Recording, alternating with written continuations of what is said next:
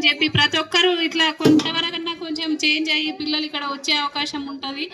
అదే విధంగా కేశవులు సార్ మీరు అన్నట్టుగా గేమ్స్ ఇంతకు ముందు నేను ఎంపీటీసీగా చేసిన, కొండన్న వాళ్ళ భార్య సర్పంచ్ గా ఉంది, మండల కాన్ఫరెన్స్ లెవెల్ మన సాల్వీలో జరిపించినాం. ఇప్పుడు ఇక్కడ ఉన్న గ్రామ పెద్దలు కానీ కొండన్న గాని సర్పంచ్ గాని ఇప్పుడు ప్రతి ఒక్కరు మేము ఎంకరేజ్ చేస్తాం సార్. మీకు ఏమన్నా హెల్ప్ చేయాలన్నా మేము ప్రతి ముందలు ఉంటాం సార్. ఈ విషయంలో మళ్ళీ సాల్వీలోనే మళ్ళీ గేమ్స్ స్టార్ట్ చేస్తాం సార్. మాకు ఏంటంటే ఇంతకు ముందు కొండన్న మేము ఉన్నాం అప్పుడు సర్పంచ్ ఎంపీటీసీగా. ఇప్పుడు ఈ అవకాశం వచ్చిందంటే నాకు చాలా సంతోషం ఉంది. ఏంటంటే మళ్ళీ నేను ఈ స్కూల్లో చైర్మన్ కావడం, ఇక్కడనే గేమ్స్ అనేది పెట్టియడం అనేది నాకు ఎంతో ఆనందంగా ఉంది సార్. ఈ విషయంలో గ్రామ పెద్దలం, సర్పంచ్ కానీ వార్డు మెంబర్లు కానీ ప్రతి ఒక్కరం గ్రామం మొత్తం ఎంకరేజ్ చేస్తూ మన విలేజ్ లోనే సాల్వీలోనే మళ్ళీ గేమ్స్ అనేది కండక్ట్ చేయాలి సార్. మీకు ఎన్ని హెల్ప్ అయినా ఈ గ్రామ పెద్దలు చేస్తాం, అందరం అందుబాటులో ఉంటాం సార్. ఈ విషయంలో అయితే మేము మాటిస్తున్నాం, మళ్ళీ సాల్వీలోనే జరిపించాలని కోరుతున్నాం సార్. ఏ హెల్ప్ కావాలన్నా మేము చేస్తాం. దయచేసి ఈ విషయంలో ఎప్పుడు ముందుంటాం సార్. ఈ చిన్న అవకాశం ఇచ్చిన సార్ వాళ్ళకి ధన్యవాదాలు. Thank you madam. ఇందాక నరసింహ సార్ మాట్లాడుతుంటే కూడా అక్కడ మేడం సార్ ఒక్క నిమిషం.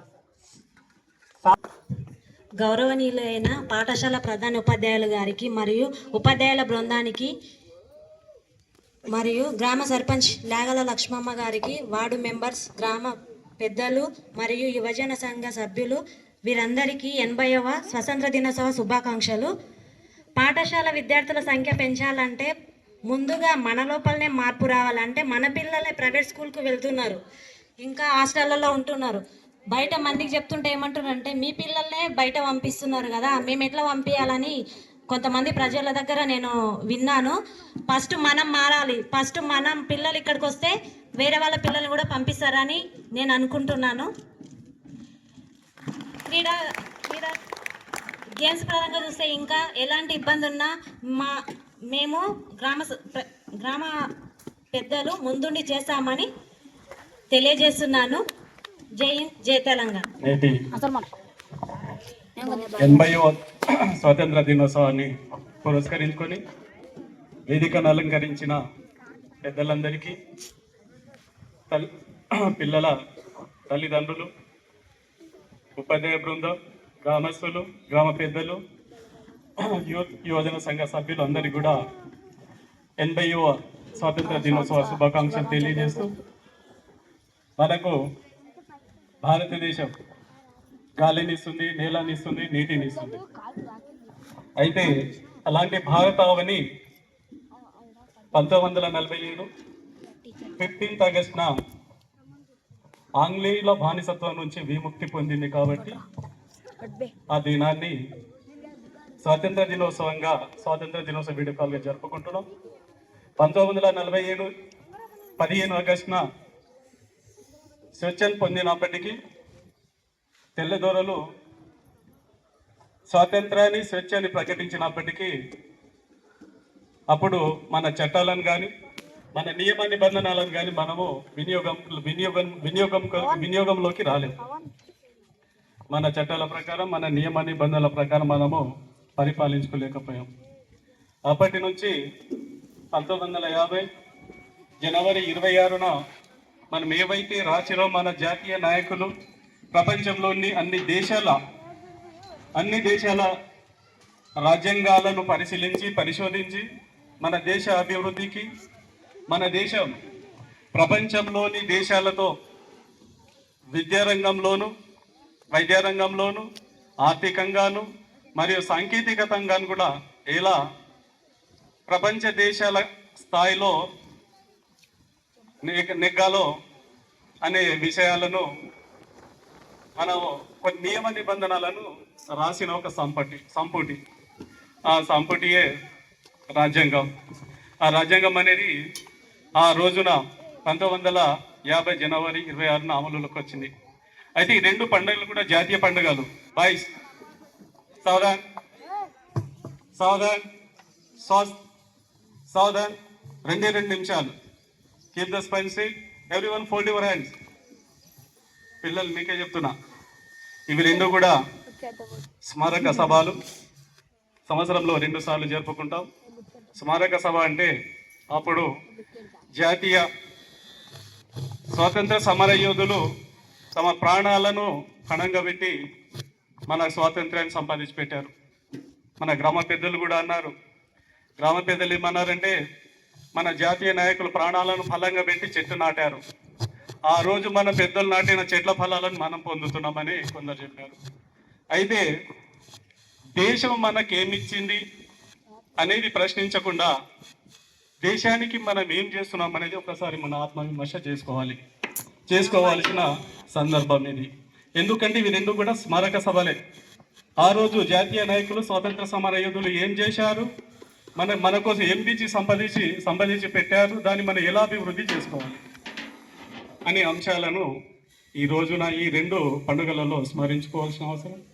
మన విధి ఏంటిదంటే ఒక పిల్లోడు చక్కగా ఓ కలెక్టర్ కావాలన్నా, ఓ డాక్టర్ కావాలన్నా, ఓ ఇంజనీర్ కావాలన్నా, మన పొలానికి ఒక విత్తనాలు వేసినప్పుడు వరి పొలం వేసినప్పుడు వరి పొలానికి కేవలం నీరు మాత్రమే సరిపోదు.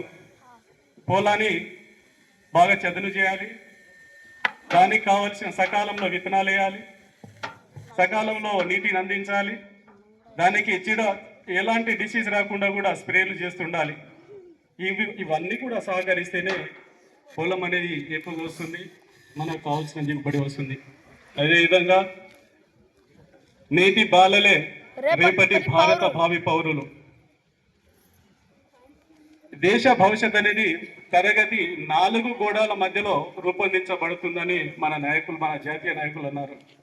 అయితే ఒక విద్యార్థి సాలాలి అయిపోతుందిగా, ఒక విద్యార్థి చక్కగా చదువుకొని ఒక డాక్టరో, ఇంజనీరో, కలెక్టరో, ఐపీఎస్ ఇలా అయితే మన దేశానికి గర్వకారణం అవుతుంది. కాదు, ఒక విద్యార్థిని చక్కగా తీర్చిదిద్దడంలో ఇవన్నీ కూడా ఒక పొలానికి ఏ విధంగా ఏవైతే సహకారము, ఒక విద్యార్థి చక్కగా విద్యారంగంలో రాణించాలంటే ఉపాధ్యాయుల పాత్ర ఉంటుంది, మన పెద్దల పాత్ర ఉంటుంది, మరి వాళ్ళ యొక్క పీర్ గ్రూప్ యొక్క ప్రభావం ఉంటుంది, గ్రామస్తుల ప్రభావం ఉంటుంది, యువజన సంఘుల మన యూత్ యొక్క మార్గదర్శకం ఉంటుంది. ఇవన్నీ కూడా విద్యార్థికి సకాలంలో అందినప్పుడు విద్యార్థి చక్కగా గణనీయంగా విద్యలో తన యొక్క టార్గెట్ను గోల్ను రీచ్ అవుతాడు.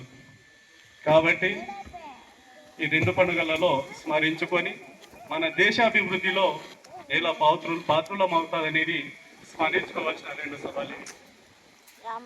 కాబట్టి ఈ సభను పురస్కరించుకొని ఇంకెవరైనా మాట్లాడే వాళ్ళు ఉన్నారా?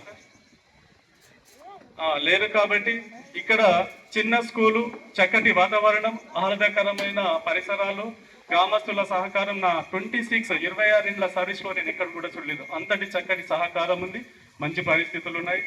ఇదే మన సహకారాన్ని, మన అడ్జస్ట్మెంట్ను కొనసాగించుకొని ముందు కూడా మన పిల్లలు మన స్కూల్ నుంచి, మన గ్రామం నుంచి ఆటల్లోనూ, పాఠాల్లోనూ, చదువులోనూ గణనీయమైన ఉన్నత శిఖరాలను చేరే విధంగా అందరం పాత్రులం అవుతామని, అందరి సహకారం ఇలాగే కొనసాగుతుందని కోరుకుంటూ నేను ముగిస్తున్నాను.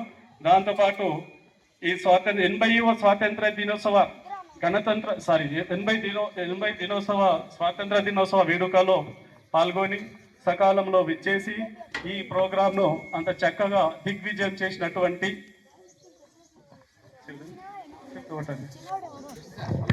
ఇంతటితో ముగిద్దాం. రైట్. 80వ స్వాతంత్ర దినోత్సవ వేడుకలో అందరూ కూడా సకాలంలో విచ్చేసి దిగ్విజయం చేసిన అందరూ కూడా సభను అలంకరించిన ఆసీనులైన పెద్దలందరూ, విద్యార్థుల తల్లిదండ్రులు, యువజన సంఘ సభ్యులు పేరున అందరికీ కూడా శుభాభివందనములు, ధన్యవాదాలు తెలియజేస్తూ ఇంతటితో ఈ వేడుకను ముగియడం జరుగుతుంది. జై హింద్, జై భారత్.